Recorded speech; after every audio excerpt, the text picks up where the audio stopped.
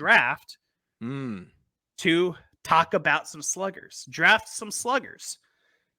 And so for this week's draft, we're going to be drafting the biggest sluggers in MLB history.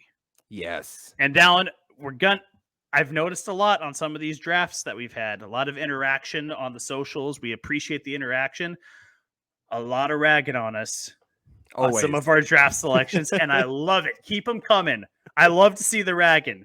And to be honest with you, we're going to miss some on this. We're going to miss some in this draft because it is a deep, deep list when you think about the history of Major League Baseball. But darn it, someone's going to get missed. But all the picks are going to be right at the same time somehow. Yeah, that's the thing. I was telling Mitch before we started, I was like, I'm nervous for this draft. Not like for bad reasons, but just because there's too many good names. I'm afraid I'm going to leave someone out and then just get roasted for it. But we can't be afraid of that. That's what we're here to do. And I think it just goes to show, I love this because we'll talk about some guys that are just all-time greats, great all around. But then there's some guys that were just great sluggers, that were just some home run hitters. That's what they were known for. It's what they were great at. And it'll be fun to sort of bring some of those guys into the conversation that we don't normally get to discuss. They don't get mentioned with the greats. So yeah, right. Very much looking forward to this. Mitch, you are up this week with the first pick in the draft. Mm-hmm. I mean, I'm going to take the guy that I think is the rightful and true home run champion of all time. The man who didn't cheat to get to the top of the list. Give me Hammer and Hank Aaron. Yeah. Give me Hank. I have a hard time acknowledging Barry Bonds as the all-time home run leader, even though I know it was in an era where everyone did it. Or a lot of people, not everyone, but a lot of people did it. And it's kind of universally accepted as that was just the era. But I have a hard time giving him that home run king title when, man, Hank just did it on raw power and consistency. Never hit over 50 home runs in his career, but a ton of 40 home run seasons and longevity. Give me Hammer and Hank. I love that. I mean, yeah, Hank Aaron's basically has to be the number one pick, Yeah. And that's fair because, yeah, I would have had to go with him in my pick if you didn't. So, yeah, I mean, Hammer and Hank, what's more to say? He was, and I love this because everybody has different careers. Hank Aaron was like a longevity guy. He hit 30 home runs for ever. Right. It's not like he had 60 plus or huge seasons in just a short stretch. He was just he just hit 30 home runs every year of his career. And when you play for that long and you're that consistent, you're going to rack them up. And that's exactly what he did. I don't have his numbers pulled up right now, but I think his career high was somewhere around 47 in a season. It was just he just consistently hit. Yep. 1971 at 37 years old, by the way. Hitting his career high in home runs. That's incredible. Was it 47? 47. Yep. Oh, wow. Okay. 1971. Cool. Yeah. Well done there, dude. Jeez. Oh, yeah. Pulled that out of my ass. I don't know. But lucky guess, I guess. Yeah. Hank Aaron. Hank Aaron's a great 101. Has to be the 101, Mitch. For my first pick, I am going to go with the guy. I am going to go with Barry Bonds. Okay. I'll go Barry Bonds with my first pick here. And obviously the steroids, they're going to come up. This is the first time we're talking about them in the biggest sluggers in MLB history, because there will be some guys that get mentioned that were involved in steroids. And that's just the reality of it. And I think as someone who grew up in the era, I think for me, it's just hard to separate them. I can't fully separate them. I can't fully separate these players from the history of baseball, from what they did on the field, whether it was right or not in hindsight, right? As we know it now. So all that being said, Barry Bonds was a Hall of Fame player before he took steroids. He was a great slugger before he took steroids. Now, obviously afterwards, he was maybe the greatest ever, but Barry Bonds still has to be on the list. So yeah, I'll take him. I'll take him here as my first pick. Yeah, I think you're right. I think you have to make a real effort to separate those guys from the rest of everyone else, because when you look at that era and the players that were in it, it made such an impact on the future of the game and how they handle drug testing and how they suspend guys that test positive. It really is tough to separate them from the rest of history. And I think you made the right pick there. And I also just despise Barry Bonds like as a human being. So I couldn't get myself to bring myself to take him. But you, as the resident Dodgers fan, hats off to you for getting the fortitude, the testicular fortitude to take a guy that ruined you guys for so many years. I hate and respected him as a kid. You know, it was like I hated him because he was a Giant and he was better, but I also you had to just respect the great player, So yeah, I'll go Barry Bonds number one, and I'm sure this is not the first time and the last time we'll talk about steroids in this. Oh yeah, it won't be the last. In this top five. I am going to go away from steroids. I'm going to go back a ways with my second pick, mainly because I'm not sure. Like I don't need this guy, but he may not come back to me. And you're kind of old school, so I got to go old school here. I'm going to go Mickey Mantle with my second pick here. Who I was thinking. I'm going Mickey Mantle with the biggest sluggers of all time. And the reason why, you might be thinking, he's like not that high up on the home runs list. He's 18th. Yeah. He's 18th. 536 home runs. Mitch, there are 6 players in MLB history who hit over 500 home runs with less than 10,000 at-bats.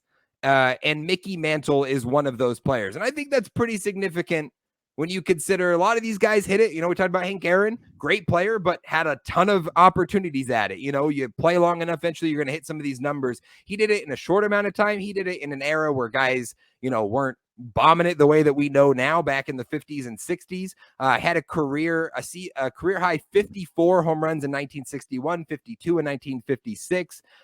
This guy was a legitimate slugger back in the day and one of the best. So respect to the classics, respect to the old heads. I'll throw Mickey Mantle in there. Also, by the way, I love actually this pick because he has more home runs of any switch hitter ever in baseball history. So there you go. I love that. I didn't even know that. Yeah, he was a switch hitter and he has more home runs than any other switch hitter in history. I also want to point out that you mentioned that 1961 season where he hit 54. If you haven't seen the movie 61, go watch it. It is all about the 1961 home run race between Mickey Mantle and Roger Maris. Roger Maris wound up breaking Babe Ruth's record that year, hitting 61 in 61. Great film, by the way. You should go check it out. So love it. Love that pick, actually. The more you kind of walked me through it, because I'm looking at the rest of the names on here. I'm like, how'd you pass this guy up? How'd you pass him up? Yeah. There are some good names on there, and we'll get to them, I'm sure. Well, hey, speaking of that, you're up now. You got back-to-back picks. Well, here. I mean, he fell right in my lap. I have to take Babe Ruth, right? Yeah. I mean, he fell right in my lap. I got to take him. Yeah, he did. So, and if Babe Ruth fell to the 3rd or 4th round, that's when we're going to get our heads chewed off in the comments. So, like, fair enough. I can't let him fall too much further. So, give me the Babe. Give me the Babe with my second pick.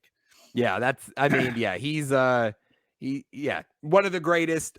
Some will argue the greatest when you consider the era that he played in and he was a pitcher and a batter. Did it, all throughout his career, everywhere he played. I mean, Babe Ruth was incredible. So he was also on our nicknames draft. He was as well, and I didn't even mention one of his best nicknames, the Sultan of SWAT. The Great Bambino. Yeah, he had some great ones. The Colossus of Clout. Oh my God. Yeah. Those are some great ones. I can't believe I picked the guy in that draft, and I can't believe I didn't even name all those other nicknames that he had outside of just Babe. That's but cool. Babe Ruth with my second pick, and to kick off the 3rd round, I'm going with my favorite baseball player to ever live. My favorite baseball player of all time, Ken Griffey Jr. Damn it, Mitch. I almost picked him in the second because I knew he wasn't going to get back to me, but I was like, is it too early for Griffey at the 2? If I pass up Babe Ruth for Ken Griffey Jr., am I doing it wrong? Oh, it's such a good pick. I mean, he was my favorite player as a kid. He still is as an adult. The sweetest swing you've ever seen, man. I mean, silky smooth. And the kid is he's the guy to me. He is the most talented. I would even say I would put him up there in the conversation as the most talented baseball player to ever live. Just on 5 tools. He did everything exceptionally well before all the injuries happened. If he just wasn't made of glass there on the back half of his career, who knows what kind of numbers he would have put up. And he still hit 630, good for 7th all time on the list. So give me the kid. I'm taking Ken. God, I love that pick so much. Yeah, I couldn't have picked him at the 2. I think if I passed up Babe Ruth and all those guys for Griffey, that might have been a little too much. But oh man, I love that pick so much. That's such a good one. I mean, I don't think that would have been so bad. I don't think that would have been too egregious, though. I don't think it would have been too egregious. I was. I mean, you passed up Ruth and Griffey for Mantle, so like it couldn't have been that egregious that you took Griffey. Fair enough. There, so fair enough. It's a good pick. All righty. I am up with my 3rd pick. I've got Barry Bonds, Mickey Mantle. Again, we're doing the biggest sluggers in MLB history for our draft today. And, there are 4 guys that have hit 700 home runs in their career, and we've named 3 of them. So why not go for the 4th?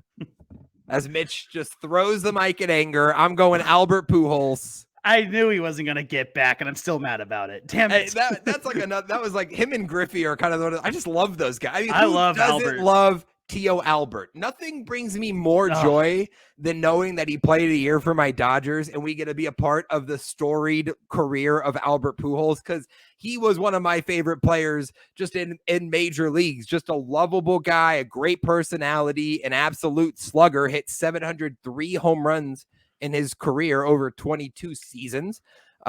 His career high was 49 home runs in 2006, never hit over 50, but just consistently hit homers.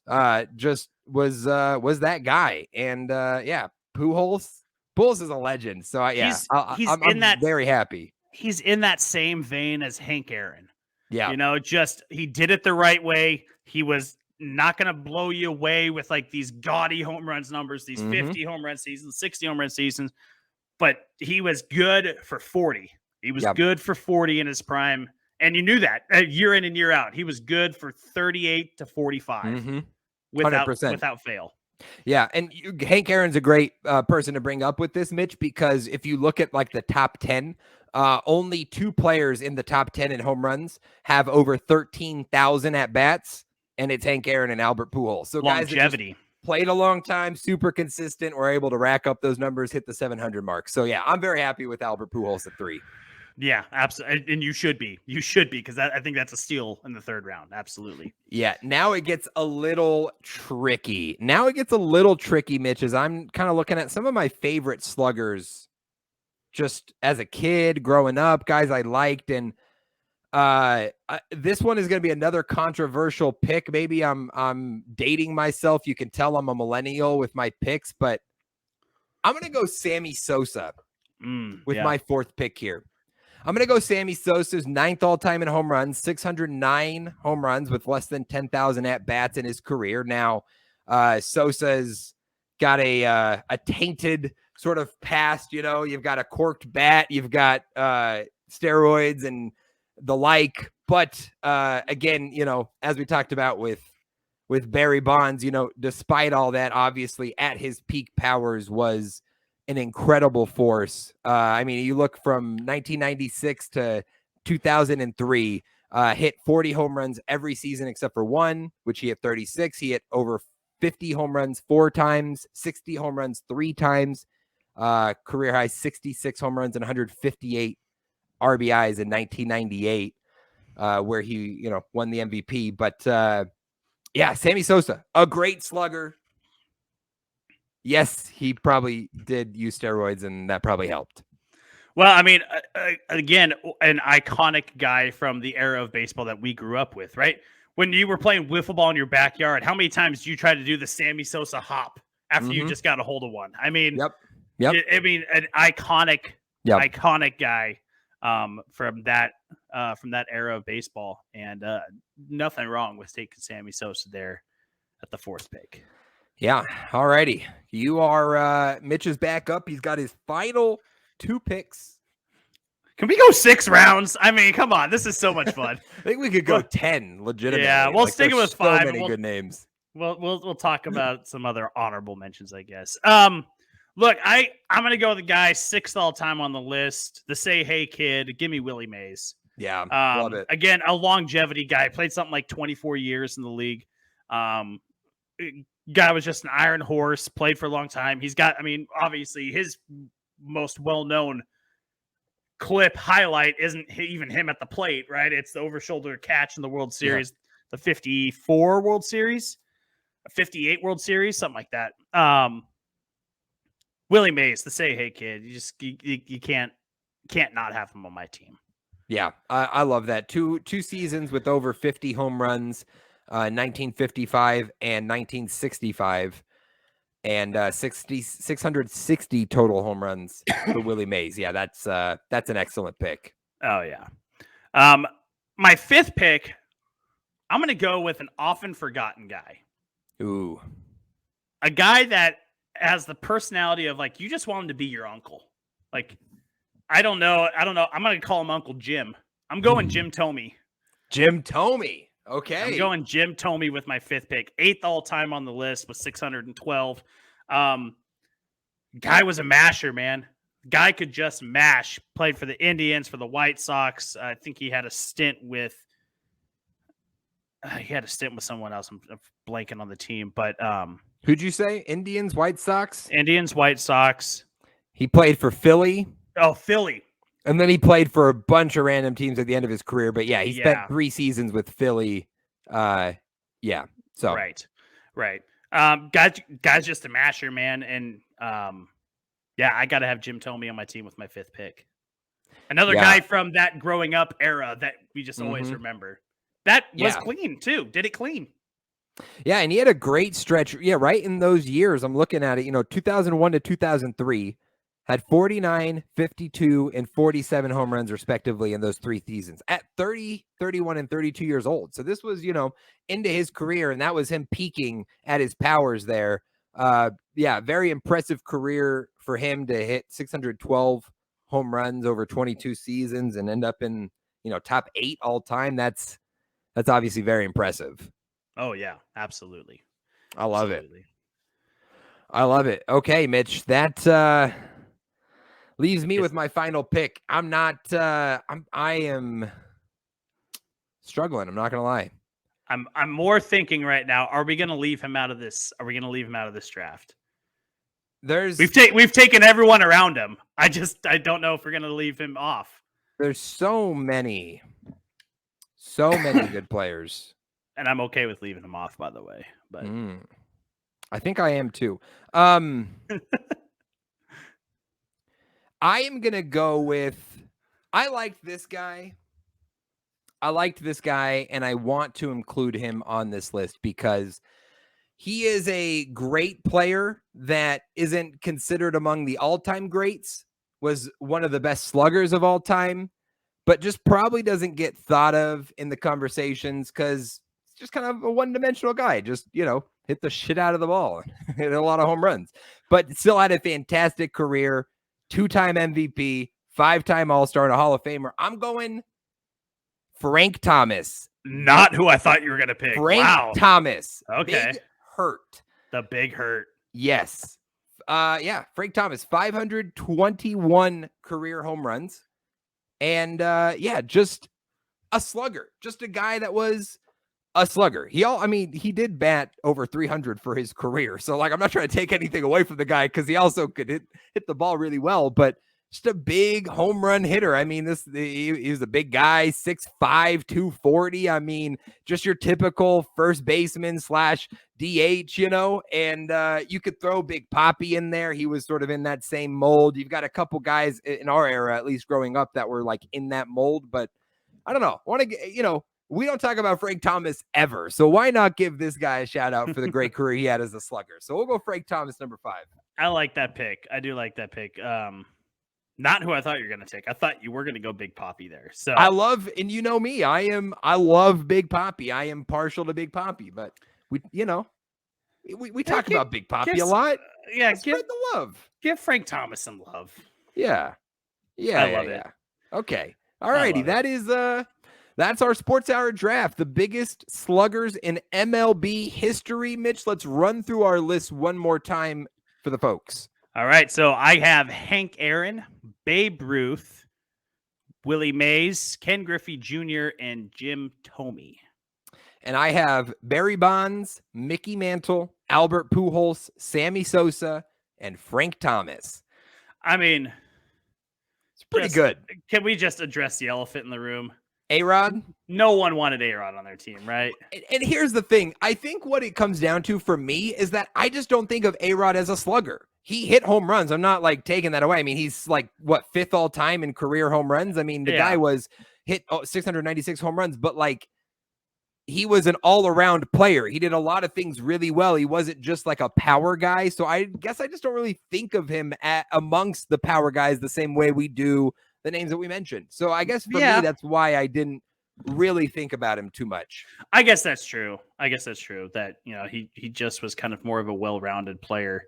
I didn't take him because he's an asshole. I just don't like him. So, well, and that's fair because he's not a good. He's not a good clubhouse guy, dude. He's not a good clubhouse guy. He's not a good clubhouse guy. So can't have him. Yeah, you're justified in that. You know, he's the old. So yeah, of the top 10 all time in home runs in MLB history, the two names. I mean, obviously we took 10 guys. I wasn't just going to take the top 10 because that's lame. But the two guys we left off, number 5, Alex Rodriguez. And number 10, Frank Robinson, who had 586 career home runs. He didn't get included in this either. And I think of Frank Robinson kind of the same way you think about Alex Rodriguez. Like I just don't put him in that slugger category. He did so many things well. Yeah, you know. So exactly. Yeah. Speaking of guys, maybe you did consider. We did draft 10. Who did we have on your list that? Close honorable mentions that we didn't include? Mark McGwire. Yep, that was one of my next ones up for sure. I mean, Reggie Jackson's got to be on there. Yeah, Harmon Killebrew. Going way old school, Jimmy Fox. Okay. Yeah. Mike Schmidt again, though, in the same vein as A-Rod. Yeah. You know? He hit a lot of home runs though, and you kind of forget he had that much power. But in the same vein as like you just don't think of him as a power guy. But that was the name I mentioned. I wrote down as well. Right. I mean, Ted Williams, another one, the greatest hitter who ever lived. Yeah, you have to. Yeah, that guy has to cross your mind at some point. Hit 521, hit a home run in his final at bat of his career. So there you go. Little tidbit there. Not many better ways to go out. No, hell no. Were there? What were the other ones for you? Yeah, Big Papi and Manny Ramirez were two that I consider. They're both over 500 for their career. And then Lou Gehrig was one that we didn't mention that I considered from another era, but a big time slugger for his era. And you know, when you're trying to parse the difference between hitters in the 2000s and hitters in the 50s and 60s, we got to give these guys a little more credit. So I think, you know, he was the one I considered as well. So of the steroid era guys, one guy that we didn't mention, and probably was there no consideration for Rafael Palmeiro? Yeah, not really. I mean, a great slugger, but I mean, like the Frank Thomases, the Big Poppies, I would have chosen a lot of those guys before I thought about Rafael Palmeiro. But he's the only other like steroid era guy, heavy steroid era guy that, you know, besides McGwire, which we didn't pick, but obviously discussed. But I kind of like to think of those like big steroid era guys, and Rafael Palmeiro's like the Ringo Starr of the group. Like, People he just kind of gets forgotten. He just kind of gets forgotten. It's the big three. And that guy from Baltimore. Yeah, exactly. Right. There's Sosa, McGwire. There was Clemens. Bonds. Yep. Bonds. And then Palmeiro. Yeah.